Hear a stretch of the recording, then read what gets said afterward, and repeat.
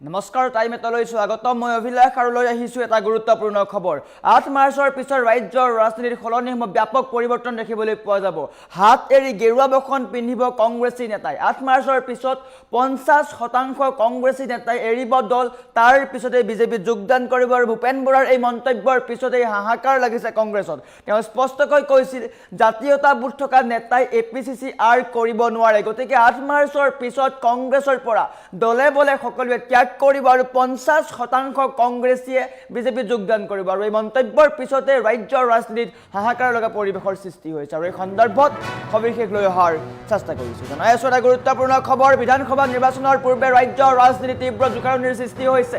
৮ মাৰ্চৰ পিছত অসমত কংগ্ৰেছ দলৰ ভেটি সম্পূৰ্ণৰূপে তছনছ হোৱাৰ দিশে ৮ মাৰ্চৰ পিছত কংগ্ৰেছত হ'ব বৃহৎ খহনীয়াৰ আৰম্ভ হ'ব হাজাৰ হাজাৰ নেতাকৰ্মীয়ে দলে বলে বিজেপিত যোগদান কৰাটো প্ৰায় নিশ্চিত হৈ পৰিছে ৫০%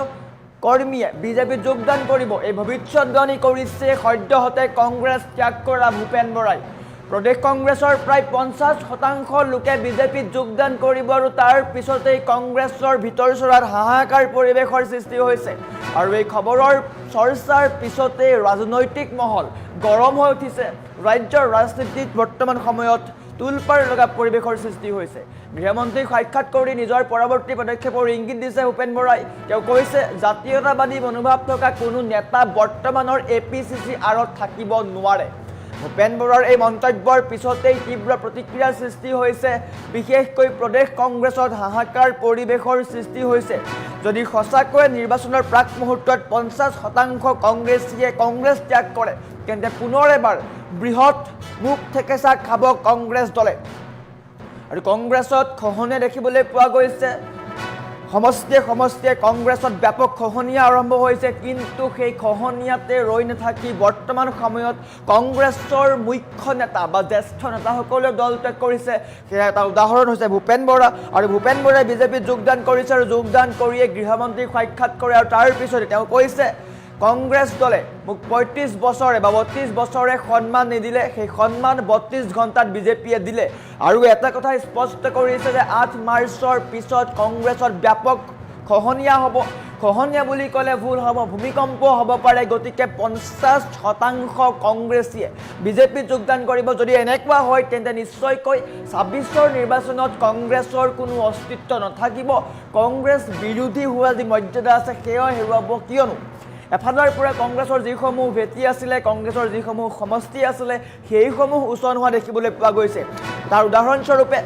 বিহপুৰৰ সমষ্টি আছিলে ভূপেন বৰাৰ তাত কংগ্ৰেছৰ ভেটি আছিলে কিন্তু বৰ্তমান সময়ত ভূপেন বৰাক যি অসন্মান কৰা হ'ল ভূপেন বৰাক যি মৰ্যাদা দিয়া নহ'ল তাৰ কাৰণে সেই বিহপুৰীয়া সমষ্টিৰ প্ৰায় সংখ্যক লোকেই বিজেপিত গমন কৰিব আৰু তাৰ ফলত কংগ্ৰেছৰ ভেটি উচন হৈ পৰিব ঠিক সমান্তৰালকৈ উজনিৰ কেইবাটাও সমষ্টিত ইতিমধ্যে কংগ্ৰেছে নিজৰ স্থান হেৰুৱাইছে আনহাতে সংখ্যালঘু সমষ্টিত কংগ্ৰেছৰ কিছু অস্তিত্ব আছে যদিও বৰ্তমান সময়ত ৰাইজৰ দলে তাত গৈ চমক দেখুওৱাত পৰিলক্ষিত হৈছে যদি এনেকৈ হয় তেন্তে নিশ্চয়কৈ সংখ্যালঘু সমষ্টি কংগ্ৰেছে হেৰুৱাব আৰু বিজেপিৰ ভেটি সুদৃঢ় হৈছে বিজেপি শক্তিশালী হোৱা দেখিবলৈ পোৱা গৈছে ২৬ৰ নিৰ্বাচনৰ পূৰ্বে বিজেপিয়ে নিজৰ ভেটি মজবুত কৰিছে আৰু নিশ্চয়কৈ এই কথা ইংগিত দিছে আৰু যদি সঁচাকৈ ৫০% কংগ্ৰেছীয়ে বিজেপিত যোগদান কৰে তেন্তে নিশ্চয়কৈ কংগ্ৰেছৰ হাহাকাৰ লাগিব আৰু ভূপেন বৰাই এটা কথা স্পষ্টকৈ কৈছে কোনো জাতীয়তাবাদী মনোভাৱ থকা নেতাই এপিচিচি আৰ কৰিব নোৱাৰে এতিয়া এপিচিচি আৰৰ প্ৰসংগটো আহিছে এপিচিচি আৰ মানে হৈছে এপিচিচি ৰকিবুল আৰু তেওঁ উল্লেখ কৰিছিলে যে ৰকিবুল হুছেইনৰ মতেই কংগ্ৰেছ দলটো চলে আৰু যদি কোনোবা জাতীয়তাবাদী বা জাতীয়তাবোধ থকা বা জাতীয়তাবাদী মনোভাৱ থকা নেতা আছে তেন্তে এপিচিচি আৰ কৰিব নোৱাৰে ইয়াৰ অৰ্থ হৈছে কংগ্ৰেছত কোনো খিলঞ্জীয়া লোক নাথাকিব পাৰে যদি এনেকৈ হয় তেন্তে নিশ্চয়কৈ আগন্তুক সময়ত কংগ্ৰেছৰ ভেটি সম্পূৰ্ণৰূপে উচন হৈ পৰিব কেৱল মাত্ৰ সংখ্যালঘু থাকিব ইতিমধ্যে উজনিৰ প্ৰায়সমূহ এলেকাত কংগ্ৰেছৰ ভেটি উচন হৈছে খিলঞ্জীয়াই কংগ্ৰেছক ত্যাগ কৰিছে যদি এনেকৈ আগন্তুক ২৬ৰ নিৰ্বাচনৰ বিধানসভা নিৰ্বাচনৰ দিন নোপোৱাৰ আগতেই কংগ্ৰেছৰ ভেটি যিধৰণে উচন হৈছে নিশ্চয়কৈ কংগ্ৰেছে এইবাৰ খুব কম আসন পোৱাৰ সম্ভাৱনা আছে বৃহৎ মুখ থেকেচা খোৱাৰ সম্ভাৱনা আছে তাৰ বিপৰীতে বিৰোধী পক্ষত কিন্তু ৰাইজৰ দলে কিছু ফল দেখুৱাব পাৰে আনহাতে বিজেপিয়ে কিন্তু নিজৰ সমষ্টিত থিৰাং কৰিছে 103টা সমষ্টিত হয়তো প্ৰতিদ্বন্দ্বিতা আগবঢ়াব তাৰ কাৰণে ব্লু প্ৰিণ্ট ৰচিছে সকলো প্ৰস্তুতি সম্পন্ন কৰিছে আৰু হেয়াত নিশ্চয়কৈ দেখিবলৈ পাইছে কি ধৰণে বিৰোধী পক্ষক হাহাকাৰ কৰিবলগীয়া হৈছে বিজেপিৰ স্থিতি এটাই বিজেপিয়ে বৰ্তমান সময়ত 26ৰ নিৰ্বাচনত প্ৰতিদ্বন্দ্বিতা কৰিব আৰু জিকিব আনহাতে তাৰ বিপৰীতে বিৰোধীত হাহাকাৰ লগা পৰিলক্ষিত হৈছে 8 মাৰ্চৰ পূৰ্বে বা পিছত নিশ্চয়কৈ ৰাজ্যৰ ৰাজনীতিত খহনীয়া নহয় বৰ ভূঁইকঁপ আহিব পাৰে আমাৰ ওচৰত মন্তব্য আছে ভূপেন বৰাৰ কি কৈছে ভূপেন বৰাই দেখুৱাই লোৱাৰ চেষ্টা কৰিছোঁ 8 মাৰ্চৰ আশে-পাশে জাতীয়তাবাদী কোনো কংগ্ৰেছী নেতা এপিচিচি আৰত নাথাকে এপিচিচি আৰ ত্যাগ কৰিব তেওঁলোকে 8 মাৰ্চৰ আশে-পাশে মই আপোনাক আজি কৈ থলো গালিপৰাও প্ৰতিযোগিতা এখন চলি আছে আপোনাৰ সেইখিনি মই ধন্যবাদ দিছোঁ এইটো কোনো আচৰিত হ'বলগীয়া বিষয় নহয় আগদিনাখন ভূপেন বৰা কংগ্ৰেছ দলৰ স্তম্ভ বুলি ক'লে ৰাহুল গান্ধী ডাঙৰীয়াও ফোন কৰিলে গোটেই নেতাসকল মোৰ ঘৰ পালেগে এতিয়া পিছদিনাখনৰ পৰা গালি পাৰিছে অসমৰ ৰাইজে চাই আছে 8 মাৰ্চৰ আশে-পাশে জাতীয়তাবাদী কোনো কংগ্ৰেছী নেতা এপিচিচি আৰত নাথাকে এপিচিচি আৰ ত্যাগ কৰিব তেওঁলোকে 8 মাৰ্চৰ আশে-পাশে মই আপোনাক আজি কৈ থলো গালিপৰাও প্ৰতিযোগিতা এখন চলি আছে আপোনাৰ সেইখিনি মই ধন্যবাদ দিছোঁ এইটো কোনো আচৰিত হ'বলগীয়া বিষয় নহয় আগদিনাখন ভূপেন বৰা কংগ্ৰেছ দলৰ স্তম্ভ বুলি ক'লে ৰাহুল গান্ধী ডাঙৰীয়াও ফোন কৰিলে গোটেই নেতাসকল মোৰ ঘৰ পালেগে এতিয়া পিছদিনাখনৰ পৰা গালি পাৰিছে অসমৰ ৰাইজে চাই আছে 8 মাৰ্চৰ আশে-পাশে জাতীয়তাবাদী কোনো কংগ্ৰেছী নেতা এপিচিচি আৰত নাথাকে এপিচিচি আৰ ত্যাগ কৰিব তেওঁলোকে 8 মাৰ্চৰ আশে-পাশে মই আপোনাক আজি কৈ থলো গালিপৰাও প্ৰতিযোগিতা এখন চলি আছে আপোনাৰ সেইখিনি মই ধন্যবাদ দিছোঁ এইটো কোনো আচৰিত হ'বলগীয়া বিষয় নহয় আগদিনাখন ভূপেন বৰা কংগ্ৰেছ দলৰ স্তম্ভ বুলি ক'লে ৰাহুল গান্ধী ডাঙৰীয়াও ফোন কৰিলে গোটেই নেতাসকল মোৰ ঘৰ পালেগে এতিয়া পিছদিনাখনৰ পৰা গালি পাৰিছে অসমৰ ৰাইজে চাই আছে 8 মাৰ্চৰ আশে-পাশে জাতীয়তাবাদী কোনো কংগ্ৰেছী নেতা এপিচিচি আৰত নাথাকে এপিচিচি আৰ ত্যাগ কৰিব তেওঁলোকে 8 মাৰ্চৰ আশে-পাশে মই আপোনাক আজি কৈ থলো গালিপৰাও প্ৰতিযোগিতা এখন চলি আছে আপোনাৰ সেইখিনি মই ধন্যবাদ দিছোঁ এইটো কোনো আচৰিত হ'বলগীয়া বিষয় নহয় আগদিনাখন ভূপেন বৰা কংগ্ৰেছ দলৰ স্তম্ভ বুলি ক'লে ৰাহুল গান্ধী ডাঙৰীয়াও ফোন কৰিলে গোটেই নেতাসকল মোৰ ঘৰ পালেগে এতিয়া পিছদিনাখনৰ পৰা গালি পাৰিছে অসমৰ ৰাইজে চাই আছে 8 মাৰ্চৰ আশে-পাশে জাতীয়তাবাদী কোনো কংগ্ৰেছী নেতা এপিচিচি আৰত নাথাকে এপিচিচি আৰ ত্যাগ কৰিব তেওঁলোকে 8 মাৰ্চৰ আশে-পাশে মই আপোনাক আজি কৈ থলো গালিপৰাও প্ৰতিযোগিতা এখন চলি আছে আপোনাৰ সেইখিনি মই ধন্যবাদ দিছোঁ এইটো কোনো আচৰিত হ'বলগীয়া বিষয় নহয় আগদিনাখন ভূপেন বৰা কংগ্ৰেছ দলৰ স্তম্ভ বুলি ক'লে ৰাহুল গান্ধী ডাঙৰীয়াও ফোন কৰিলে গোটেই নেতাসকল মোৰ ঘৰ পালেগে এতিয়া পিছদিনাখনৰ পৰা গালি পাৰিছে অসমৰ ৰাইজে চাই আছে 8 মাৰ্চৰ আশে-পাশে জাতীয়তাবাদী কোনো কংগ্ৰেছী নেতা এপিচিচি আৰত নাথাকে এপিচিচি আৰ ত্যাগ কৰিব তেওঁলোকে 8 মাৰ্চৰ আশে-পাশে মই আপোনাক আজি কৈ থলো গালিপৰাও প্ৰতিযোগিতা এখন চলি আছে আপোনাৰ সেইখিনি মই ধন্যবাদ দিছোঁ এইটো কোনো আচৰিত হ'বলগীয়া বিষয় নহয় আগদিনাখন ভূপেন বৰা কংগ্ৰেছ দলৰ স্তম্ভ বুলি ক'লে ৰাহুল গান্ধী ডাঙৰীয়াও ফোন কৰিলে গোটেই নেতাসকল মোৰ ঘৰ পালেগে এতিয়া পিছদিনাখনৰ পৰা গালি পাৰিছে অসমৰ ৰাইজে চাই আছে 8 মাৰ্চৰ আশে-পাশে জাতীয়তাবাদী কোনো কংগ্ৰেছী নেতা এপিচিচি আৰত নাথাকে এপিচিচি আৰ ত্যাগ কৰিব তেওঁলোকে 8 মাৰ্চৰ আশে-পাশে মই আপোনাক আজি কৈ থলো গালিপৰাও প্ৰতিযোগিতা এখন চলি আছে আপোনাৰ সেইখিনি মই ধন্যবাদ দিছোঁ এইটো কোনো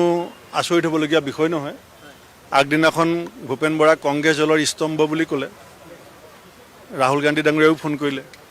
গোটেই নেতাসকল মোৰ ঘৰ পালেগে এতিয়া পিছদিনাখনৰ পৰা গালি পাৰিছে অসমৰ ৰাইজে চাই আছে 8 মাৰ্চৰ আশে-পাশে জাতীয়তাবাদী কোনো কংগ্ৰেছী নেতা এপিচিচি আৰত নাথাকে এপিচিচি আৰ ত্যাগ কৰিব তেওঁলোকে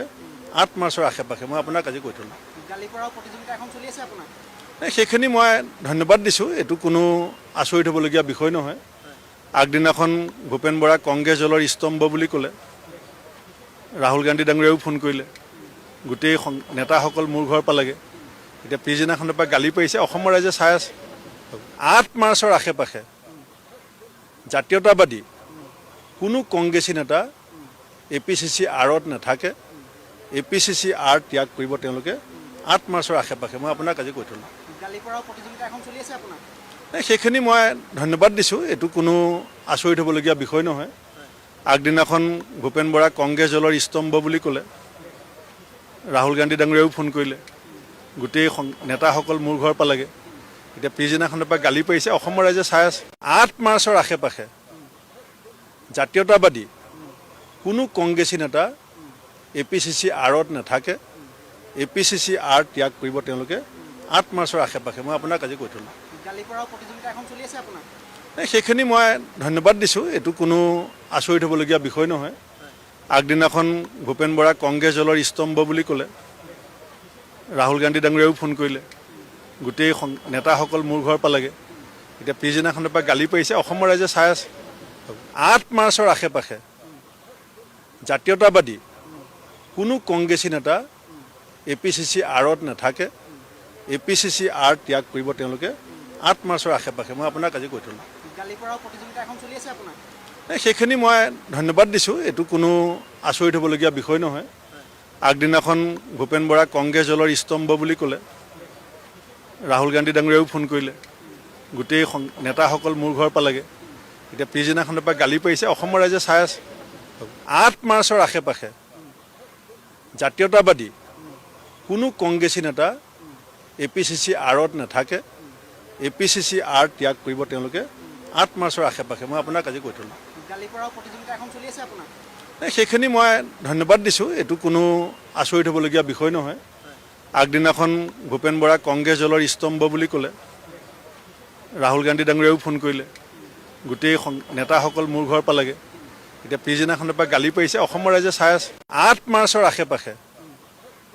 জাতীয়তাবাদী কোনো কংগ্ৰেছী নেতা APCC আৰত নাথাকে APCC আৰ ত্যাগ কৰিব তেওঁলোকে 8 মাৰ্চৰ আশে-পাশে মই আপোনাক আজি কৈ থলো গালি পৰাও প্ৰতিযোগিতা এখন চলি আছে আপোনাৰ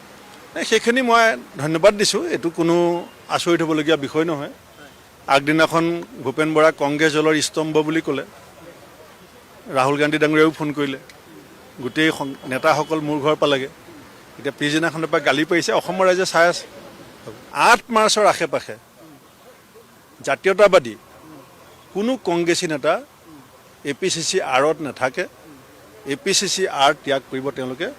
8 মাৰ্চৰ আশে-পাশে মই আপোনাক আজি কৈ থলো গালি পৰাও প্ৰতিযোগিতা এখন চলি আছে আপোনাৰ সেইখিনি মই ধন্যবাদ দিছোঁ এইটো কোনো আচৰিত হ'বলগীয়া বিষয় নহয় আগদিনাখন ভূপেন বৰা কংগ্ৰেছ দলৰ স্তম্ভ বুলি ক'লে ৰাহুল গান্ধী ডাঙৰীয়াও ফোন কৰিলে প্ৰথম কথা মই অসমৰ মাননীয় মুখ্যমন্ত্ৰীক ধন্যবাদ দিম যে তেখেতে হঠাৎ মোক ক'লে যে কেন্দ্ৰীয় গৃহমন্ত্ৰী অমিত শ্বাহ ডাঙৰীয়াক মই সাক্ষাৎ কৰিবলৈ আহিব লাগে আৰু সাক্ষাৎ কৰিবলৈ যেতিয়া গ'লোঁ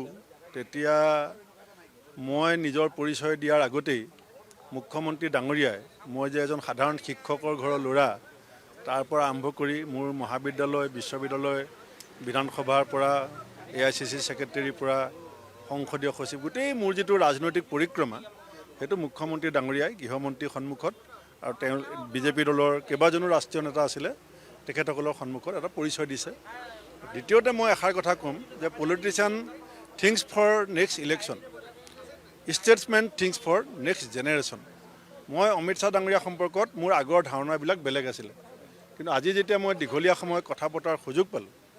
অসমৰ ভৱিষ্যত প্ৰজন্মক লৈ জাতিটোৰ ভৱিষ্যতক লৈ তেখেতৰ যিখিনি জ্ঞান গম্ভীৰ চৰ্চা মোৰ লগত হ'ল মই আশ্বস্ত হ'লোঁ যে ৰাষ্ট্ৰীয় নেতাই যদি অসমক লৈ এনেকুৱা ধৰণে জ্ঞান আহৰণ কৰিছে আৰু জাতিটোৰ ভৱিষ্যতক লৈ এনেকুৱা ধৰণৰ চিন্তা চৰ্চা তেখেতৰ আছে তেতিয়াহ'লে এইসকল নেতাৰ গুৰিত আমি অসমীয়াসকল সুৰক্ষিত বুলি মই অনুভৱ কৰিছোঁ মইতো 32 বছৰ কংগ্ৰেছ কৰিছোঁ আৰু মই 3rd জেনেৰেশ্যন কংগ্ৰেছ মোৰ ককা দেউতা পাণ্ডু অধিৱেশনত ম'হৰ গাড়ীৰে গামোচা আনি পেলাই দিছিলে কিন্তু এই যোৱা 32 ঘণ্টাত কংগ্ৰেছ BJP দলে মোক যিটো সন্মান দিছে স্বয়ং মুখ্যমন্ত্ৰী যিজন নেকি উত্তৰ পূৰ্বাঞ্চলৰ এজন শক্তিশালী নেতা বুলি আমি ক'ব লাগিব তেওঁ মোক ঘৰত গৈ পেলাই দললৈ নিমন্ত্ৰণ কৰিছে আৰু মই বিচৰা নাই